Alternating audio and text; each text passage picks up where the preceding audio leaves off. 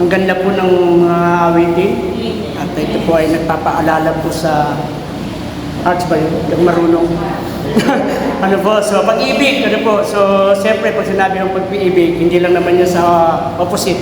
Pag sinabi ng pag-ibig ay malawak po yan. Sa Diyos po, ang tawag natin dyan ay agape lang. Tinatawag po na unconditional. At siyempre, salamat din sa Panginoon at binabati ko rin po kayo ng Happy New Year.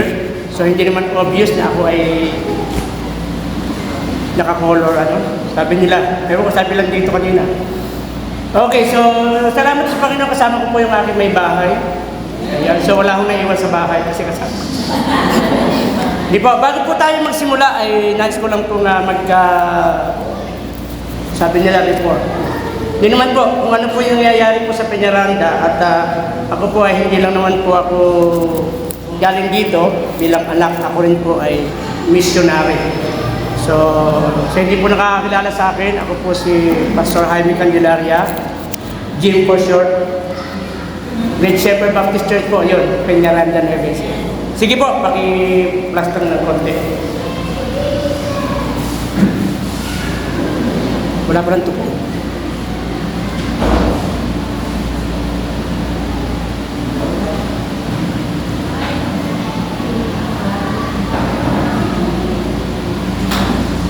Sige, tuloy.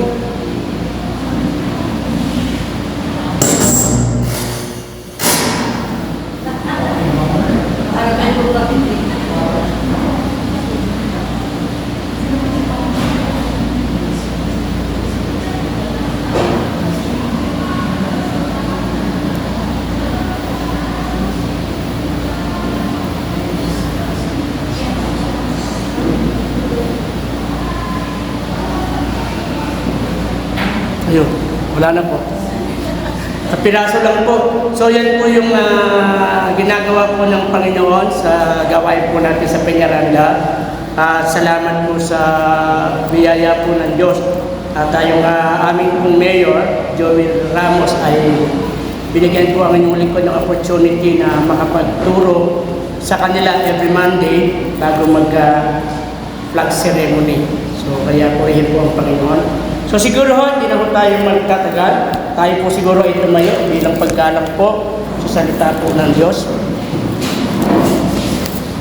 Sa po natin yung Bible natin sa Nehemiah chapter 30.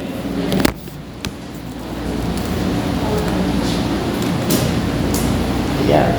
Nehemiah 13 and in verse 11. So sabi po dito, then contented I with the rulers and said, why is the house of God forsaken? And I gathered them together and set them in their place. Nang magkagayon, nakipagtalo ako sa pinuno at sinabi ko, bakit pinabayaan ang bahay ng Diyos? At pinisan ko sila at inilagay sa kanilang kalagayan. Tayo po'y manalangin panandalian, dakilang Diyos, Ama na makapangyarihan sa lahat. Patuloy po kami nagpupuri, nagpapasalamat sa pagkakataon na ikaw ay patuloy na papurihan, pasalamatan, sambahin sa Espiritu at katotohanan. Lord, ang ilang Diyos, dalangin po namin muli ang pangunguna po ng iyong Santong Espiritu upang manguna sa amin at magbigay sa amin ng karunungan at magturo ng mga salita po ninyo. At higit sa lahat, Panginoon, kami po ay patuloy na nagpapakababa sa inyong harapan. Patawad, Lord, sa aming pong mga pagkukulang, sa aming pong mga kasalanan, sa isipman, sa salita at sa gawa. Muli, Panginoon, pag-unahan niyo po inyong apaglingkod, bigyan niyo, Panginoon, ako ng karunungan sa pagtuturo. Ito pa aming dalangin sa pangalan ng Panginoong Jesus. Amen. Sige po, tayong lahat ay makakauna. Ayan. So sabi ho dyan, ay pag-aralan natin yung salitang, why is the house of God forsaken? Ano sabi ho doon? They contented I with the rulers and said, why is the house of God forsaken? Paano po ba napapabayaan ang bahay ng Panginoon? Sabi natin gawain ng Panginoon. The house of God is forsaken because of the spiritual condition of unregenerate human nature or human heart. So sabi rito, that's why the people do not seek God and decide to hear the word of God and worship Him because of the state of their ungenerated hearts. Ang isa pong Kristiyano tandaan po natin, meron po tayong tinatawag po ng ang generator, o kaya yung regeneration, yung binuhay na maguli o born again. Ano po? Marami po sa church. Ito po siguro kung napapansin natin, may mga simbahan po na sabi nga po ay nakikita natin minsan na stagnant. Pag sinabi yung stagnant, para po bang na walang nangyayari, hindi lumalago, patas yung mga Kristiyano, para bang wala silang desire na maglingkod sa Diyos.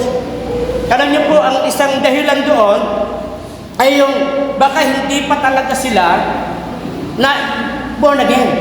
Alam niyo po, ang isalitang born again, yan yung pagbabago natin. Ibig sabihin, yung character ng ating Panginoon, yun yung nakukuha natin. Ano po, kasi sa mundong ito, alam naman natin ngayon, sa mundo natin ay punong-puno po ng, sabihin natin, kasalanan.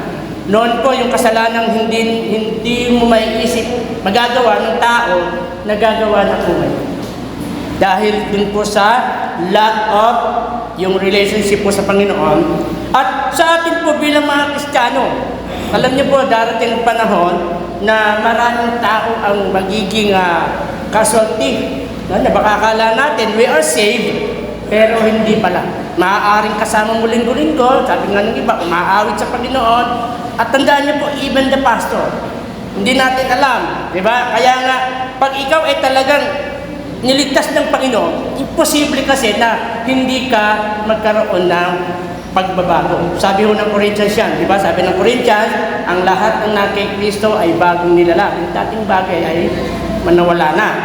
So now, tingnan po natin bakit po may mga tao na yung kanilang desire na hanapin ng Diyos o makinig ng salita ng Diyos o sumamba sa Diyos ay hindi po nangyayari. Because they are, sabi dito, ungenerated hearts. Tingnan po natin, ano ho ba, sabi ho rito, what is the spiritual state or condition of one who is not Christian? Ano ho ba ang kalagayan ng isang tao na hindi Kristiyano? Alam niyo po yung the word Christian, sabi nga natin ay from the root word na Christ, at ang I-A-M, ang ibig sabihin po ay I am nothing. Ibig sabihin po, without Christ, wala ho tayo. Salamat sa Diyos, sa atin po, sa mga iniligtas ng Panginoon. Salamat po na tayo ay iniligtas sa kabila ng ating mga kasalanan.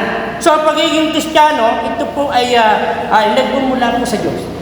Tandaan niyo po, lahat po tayo, sabi po ng Ephesians 2:8-9, ay, for by grace we are saved through faith. Hindi po sa sarili natin, ito po ay kaloob ng Diyos. Hindi sa ating magagawa upang ang sino man ay huwag magmapuri. Now, tingnan po natin, paano po ba natin nakikita at ano ba ang kalagayan ng isang hindi Kristiyano o ng isang wala sa Panginoon? Number one po, tinatawag po na he is spiritually dead. Siya daw po ay buhay, patay spiritually. Tingnan po natin, sabi po ng Ephesians 2:1, and you had quickened, you were dead in trespasses and sins. So tayo daw po ay patay sa kasalanan. So sino bang tao ang walang kasalanan? Lahat. Sabi nga ng Bible, ang lahat ay nagkasala at hindi nakaabot sa kaluwalhatian ng Diyos. Kaya sabi ng Panginoon dito, tayo daw po ay binuhay dahil patay tayo kasalanan. We are hindi lang spiritually dead. Sabi dyan, tayo po ay patay sa kasalanan. Alam niyo po ba, kaya po nagkaroon ng, sabihin natin, paghiwalay ang tao sa Diyos is because of sin.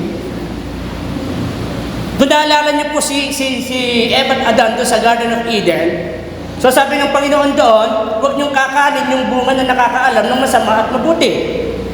Pero kinain nila kasi yung sabi nga, yung ahas, ang sabi sa kanila, sigurado ka ba pag kinain mo yan, ay mamamatay ka talaga. So alam natin, nung kinain nila, hindi naman sila namatay physically. Saan sila namatay? Spiritually, yung relationship nila sa Diyos. Kasabi lang ng Genesis, sila ay pinalayas sa Garden of Eden. So sabi diyan, ang isang kondisyon po ng hindi Kristiyano, o sabihin na natin, hindi mananampalataya, is about he is spiritually dead. 1 John 5:11, ito po yung ginawa ng Panginoon. And this is the record, that God had given to us eternal life, and this life is in His Son. So patay tayo sa kasalanan, pero binigyan tayo ng buhay na wala hanggan sa pamamagitan ng ating Panginoong Hesukristo. Alam natin yan, siya po yung pinako sa krus, sabi po, inilibing, at pagkalipas ng 3 araw ay nabuhay na maguli. So kaya napakapalad natin kung tayo po ay ligtas at binigyan tayo ng buhay na walang hanggan. Ayan ho ay sa pamamagitan ng ating pananampalataya sa Diyos. So sabi ho dyan, condition ng isang hindi Kristiyano is about they are or he is spiritually dead. Pangalawa, he is spiritually blind. Alam nyo naman po kasi sinabing blind. Bulag. Yung bulag mo ba nakakakita? Siyempre hindi. Isa binibiro sa amin. Sabi niya, Pastor, nakikita mo ba? Sabi ko, hindi naman ako bulag. Malabo lang mata. Ano po? Spiritually blind. Sabi po ng 1 Corinthians 2:14, but the natural man receiveth not the things of the Spirit of God, for they are foolishness unto him, neither can he know them, because they are spiritually discerned.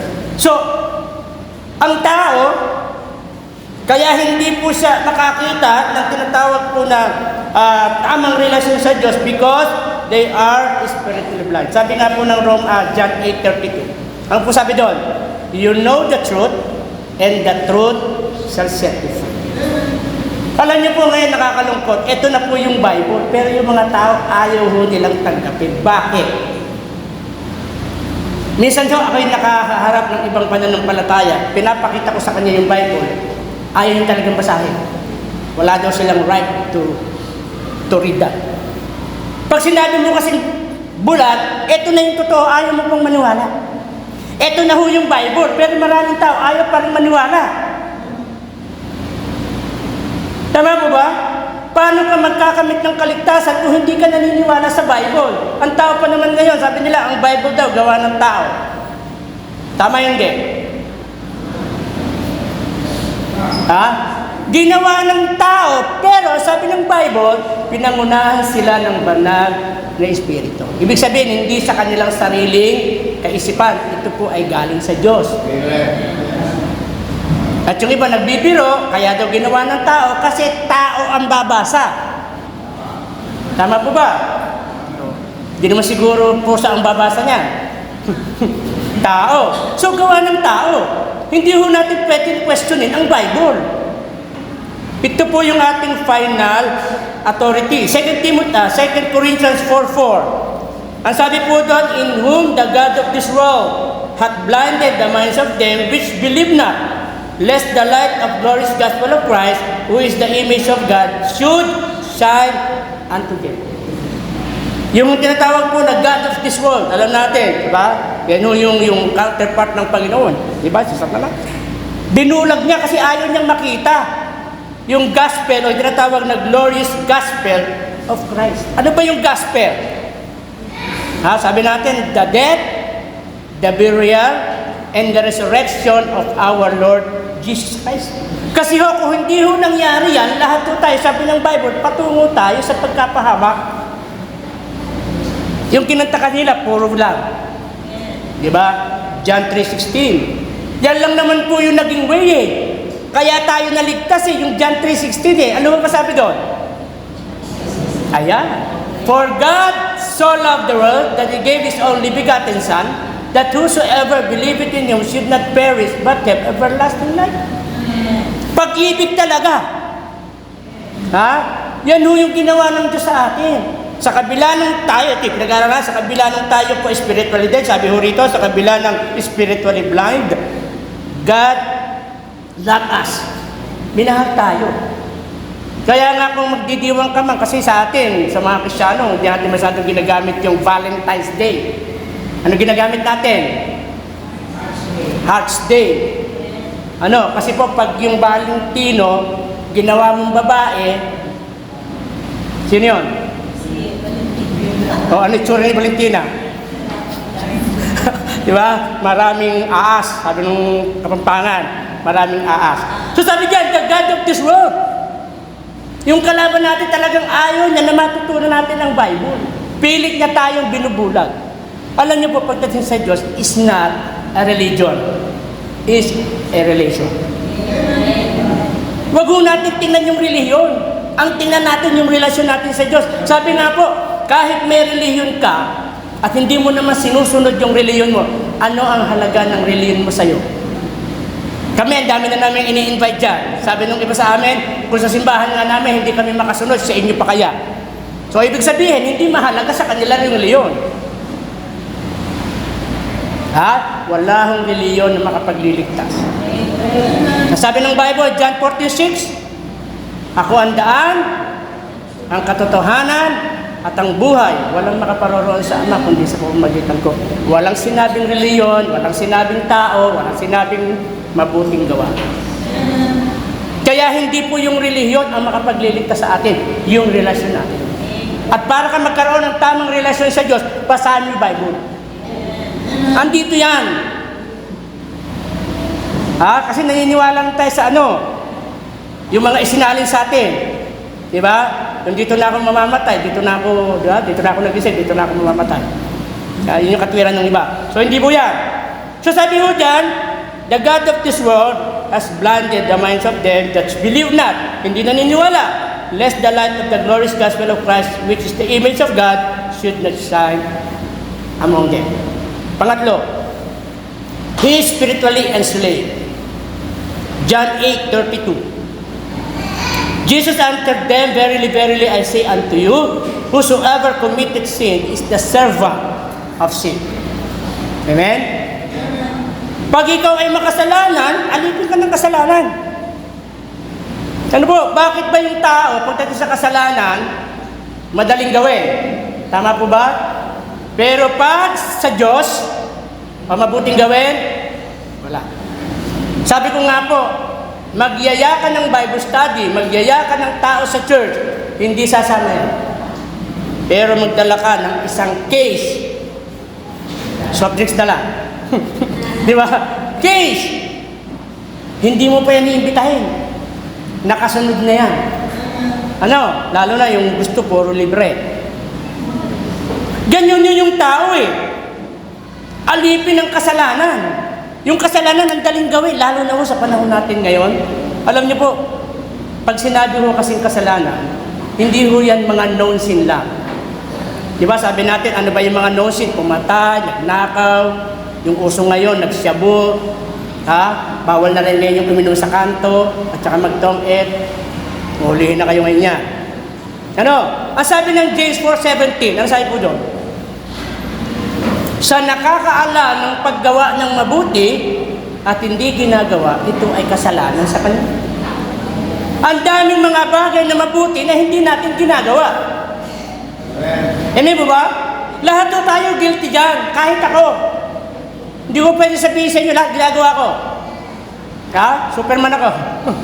Wala ho, kasama po ako dyan. Maraming bagay na mabuti na hindi natin ginagawa. Ang sabi ni James, yan ho yung kasalanan sa atin. Simple lang. Pagsisimba lang. May mga Kristiyano, pinagpapabukas pa, isang linggo pa. Pananalangin. Baka panalangin lang po, kinakatamaran pa natin. Alam niyo po, pagdating sa umaga, pagkagising mo pa lang, dapat nagpapasalamat ka ng Panginoon. Salamat po, buhay pa ako. Alam niyo po sa Piñaranda, sa lugar namin, Santo Tomas, kabi-kabila ho ang patay. Pamamatay lang ng isa, namatay na naman yung isa. Hindi ko alam, yung parang magkapatid yata. May edad na. Namatay yung kapatid, nung inilibing yung kapatid, siguro yung nangyayari sa mga pag may patay, di ba? Hinihimatay, natuluyan. Isipin niyo po, hawak ba natin buhay natin? No! Kaya sabi mo dito, they are spiritually enslaved. Alam mo pa sinabi enslaved? Sabi natin, slave, servant, alipin niya. Gagawin mo ang lahat. May sinabi po sa Bible, sa Lumang Tipan.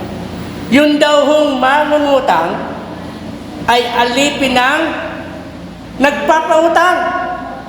Sigurado, lahat ng sasabihin ng inutangan mo, pag sinabing gawin mo, gagawin mo. Tama? Pero pagdating sa Diyos, diyan ka muna, Lord. Nilakad ako. Ha?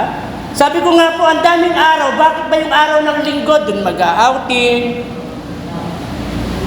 doon mamimiesta, nung araw kay Pacquiao, nanonood ng TV, nanonood ng boxing. Oh. Nung araw, kung wala kang cable, tapos na yung pananambahan, hindi pa nagsisimula yung boxing. So, sabihin, sinayang mo yung araw na para sa Panginoon. Yan ang problema eh. Alipin tayo ng kasalanan. Pag kasalanan, ang dali natin gawin. Pero pagdating sa Diyos, pagdating sa kabutihan, hirap na hirap ang tao. Ang dami nating reason, ang dami nating dahilan. Ha? Sabi nga sa English, if there's a will, there's a way. Yeah. Sabi niya, Jesus answered, binasa natin kanina, John 8:34. Ba't nawala na to? Hoy. Ayan. So, panghuli. Mabilis ah. Panghuli. Sabi niya, yung mga spiritually blind, yung mga tinatawag natin, yung condition, state nila bilang Kristiyano o hindi Kristiyano. Ang pang-apat po ay, he is the enemy of God. Amen? Ang hindi pala Kristiyano, amen? Kaaway pala ng Diyos. Romans 5:10. For if, when we were enemies, were reconciled to God by the death of His Son, much more, being reconciled, we shall be saved by His life. Amen? Dati pala kaaway tayo ng Diyos. Pero salamat sa Panginoon, tayo daw po ay reconcile? Pinagbate or whatever. Sabi diyan, by the death of His Son. Sino yan? Our Lord Jesus Christ. Kaya nga po tayo, ang buhay natin, kahit ang Panginoon Kristo, lagi naman yan sinasabi yun, di ba? Ang buhay ay nasa Kanya. At pagkaaway ka ng Diyos, yung pakipagpapala, wala sa'yo. Ha? Kasi sabi rito, we are enemies, dati tayong kaaway. Ngayon tayo po ay na-reconcile, and sabi dyan, we shall save by His life. Yun yung maganda. Alam niyo po minsan kahit sa church, ito po, sinabi ko din sa church ito kanina, ito rin kasi topic ko doon. So, para mas mabilis. Aanin ko na lang, no? So, meron yung mga Kristiyano, o sabihin natin anak ng Diyos, minsan parang hindi anak ng Diyos. Walang longing sa Panginoon. Hindi alam, kaya ako hindi po akong doon sa mga Kristiyanong tatawagin, tapos yung linggo hindi alam. Minsan po pag Sabado nagbibisit ako, sasabihin yung kausap ko, Kristiyano raw siya, linggo pala bukas. Isipin mo, Kristiyano ka, yung linggo hindi mo alam. Ano pa? Walang longing sa Diyos. Ano ba sabi rito? Wala akong desire to hear the word of God. Alam niyo po, ang sabi ni James sa James 1:22, huwag lang tayong maging tagapakinig, kundi maging tagatupad. Pag daw may napakinggan ka, hindi mo tinupad, anong tawag? Dinadaya mo yung sarili mo. Siguro, sa tagal natin Kristiyano, ang dami na natin alam sa Bible. The question is, ina-apply ba natin? Yun ang masakit eh. Ang dami natin alam, hindi natin ma-i-apply. Apply po natin. Kasi yun ang gusto ng Diyos. Kaya pag hindi mo ginagawa yan, hindi lang niluloko mo yung sarili mo, even yung pagpapala ng Diyos wala sa'yo. Philippians 3:18. For many walk, of whom I told you often, and now tell you, even weeping, that they are the enemies of the cross of Christ. Alam niyo po, pagdating talaga sa Panginoon, kung talagang Kristiyano ka talaga, dapat talaga may longing ka. Ano po, hindi pwede yung lumilipas ang panahon, lumilipas ang linggo, ang buwan, ang taon, na hindi ka naglilingkod sa Diyos, tapos ang lakas ng loob mo na sabihin Kristiyano ka. Maraming ganyan, kahit sa amin. Sabihin Kristiyano, pagka ini-invite mo, sabi nga nung iba, kung ikaw'y matagal ng Kristiyano, imbis na ikaw'y pinapaalalahanan, dapat ikaw na nga nagpapaalala sa iba. Ang nangyayari, parang hanggang ngayon, ano ka pa din? Tawag ito, finifit ka pa din.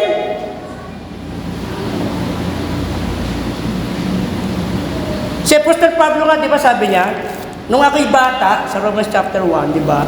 Nung bata ako, nag-iisip ako ng bata. Kumikilos ako ng bata. Nagsasalita ako bilang bata.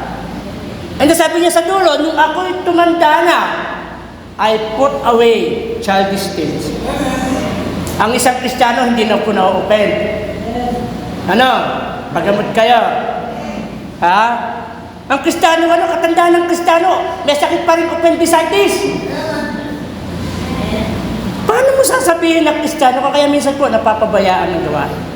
Nabababayaan ang tahanan ng Panginoon.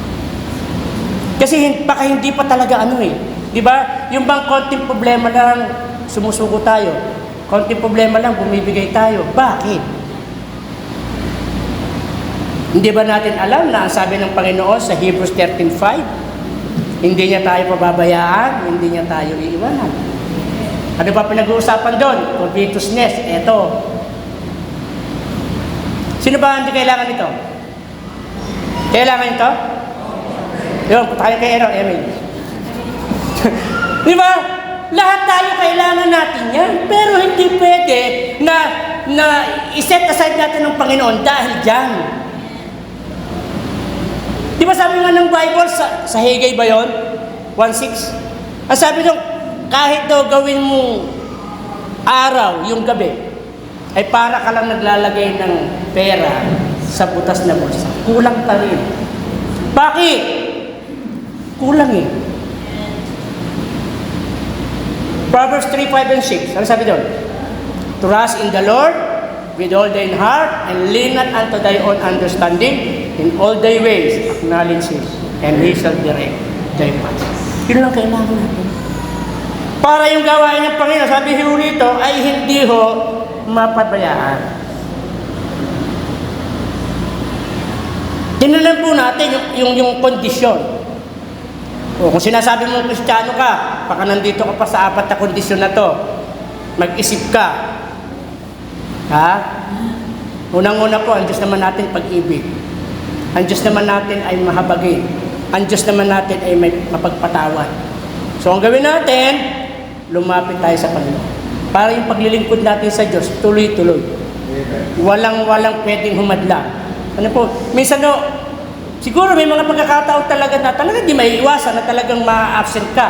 Pero kung ang dami mo lang iniisip, kaya ka sabi ko sa simbahan doon sa Panyaranda, hindi ba dapat pag may problema ka, lalo ka magsimba? Yung isang member namin, sabi niya, Pastor, sabi ko, ba't wala kayong Sunday? Sabi niya, Pastor, kasi may problema po kami. Sabi ko, di ba dapat nakasimbahan nga kayo? Baliktad pag may problema na sa bahay. Pag sa tingin mo, okay ka, ando ka simbahan. Baliktad. Dapat kung may problema ka, dapat nandun ka kahit paano, maibsan yung dalahin mo. Isipin mo, kung problema ka, nasa bahay ka. Ano maisip mo? Stress ka na. Diba? Tapos kung ano pa yung naglalaro sa isip mo. Samantala kung nasa simbahan ka, fellowship mo yung kapamamanan ng palataya, kung gusto mo naman mag-open sa kanila, wala namang problema. Ipag-pray ka pa niyan. Kaya sabi mo rito, ang gusto natin bigyan po ng pansin dito, kung bakit ito napapabayaan ang bahay ng Panginoon, yun nga po, baka hindi pa talaga nakakilala sa Panginoon. Kasi option lang sa kanya ang Diyos. Pag gusto niya, gusto niya. Pag ayaw niya, ayaw niya. Hindi po. Dapat to, araw-araw or linggo-linggo, dapat nakikipag-usap po tayo sa Panginoon. Okay? So, tayo pong lahat dito ngayon, tayo pong manalangin.